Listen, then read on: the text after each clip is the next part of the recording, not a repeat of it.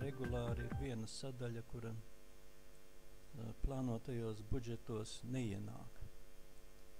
Pēdējās valdības finansu ministrs Vilks pat oktobrī, vēl būdams samatā, izteicās, ka pašvaldības izšķērdīgi atlaiž īpašumu nodokļus.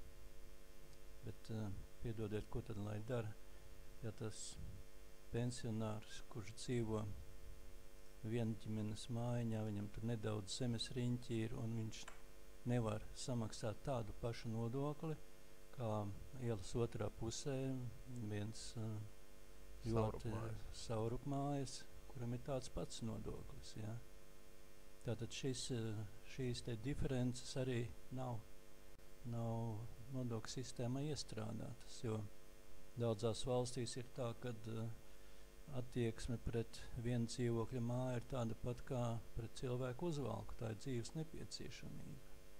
Mums spiež un pašvaldības ir spiestas, lai to cilvēku ar tiesas lēmumu neizliktu ne par ko ārā, šo te nodokļu atlaist. Tas arī ir viens no progresīvās nodokļu sistēmas elementiem.